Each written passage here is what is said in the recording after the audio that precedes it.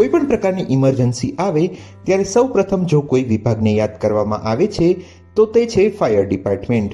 Jamnagar fire વિભાગની team કોઈપણ emergency સેવા માટે સજ્જ છે. હાલ પૂરતા સ્ટાફ, વાહનો અને સાધન સામગ્રી સાથે 3 સ્થળોએ ફાયર સ્ટેશન કાર્યરત છે. મારું નામ કામિલ કે Mehta, station fire officer, Jamnagar મહાનગરપાલિકા. છેલ્લા 1 મહિનામાં દિવાળીના તહેવાર અંતર્ગત જામનગર શહેરમાં આગના 30 થી 31 નાના મોટા કોલ થયેલ છે, જેમાં મેજર કોલ કોઈ પણ થયેલ નથી. તેમજ મેજર કોલ સમયે મ્યુચ્યુઅલ એડ સ્કીમ અંતર્ગત આપણે આજુબાજુની કંપનીઓનો સાથ લઈ અને આગને મેજર કોલને કાબૂમાં લઈ શકીએ છીએ. અને હાલની તકે એવો કોઈ બનાવ સદભાગ્યે જામનગર મહાનગરપાલિકાની અંદર બનેલ નથી. ફાયર વિભાગમાં કુલ 113ના મહેકમમાં તમામ જગ્યાઓ ભરાયેલ છે.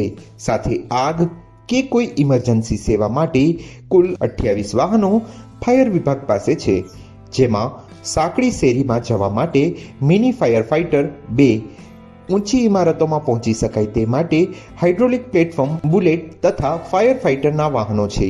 જામનગર શહેરમાં 12 થી 13 માળ સુધીની ઇમારતો આવેલી છે, જ્યાં સુધી પહોંચવા માટે હાઇડ્રોલિક પ્લેટફોર્મ ઉપયોગી બને છે.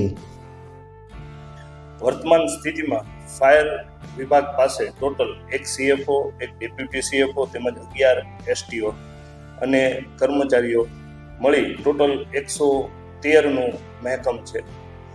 ફાયર વિભાગ પાસે અત્યારે નાના મોટા 28 સાધનો છે, જે તમામ પ્રકારની આગને પહોંચી વળવા માટે સક્ષમ છે, તમામ કોલને પહોંચી વળવા માટે. તેમજ જનરલી જામનગરની અંદર 11 થી 13 માળ સુધીના બિલ્ડિંગો છે, તો એના માટે 28 મીટરનું હાઇડ્રોલિક પ્લેટફોર્મ છે.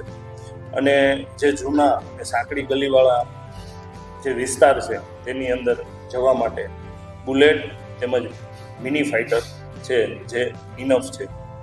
તેમજ આપણા સ્ટાફ દ્વારા, અધિકારીઓ દ્વારા દિવાળીના સમય દરમિયાન અવેરનેસ રૂપે દરેક હોસ્પિટલો, શાળા, શાક માર્કેટ બધાને અવેર કરી અને આગના બનાવો પણ ઓછા બને અને પ્રિવેન્શન એનું કર્યું છે અને ઓછા પણ એના લીધે બન્યા છે. હાલ આગના કોઈ મોટા બનાવ બને તો મ્યુચ્યુઅલ એડ સ્કીમ મુજબ ખાનગી કંપની ફાયર ટીમ સાથે રહીને કામગીરી કરે છે, પરંતુ આવા કોઈ બનાવ તાજેતરમાં બન્યા નથી.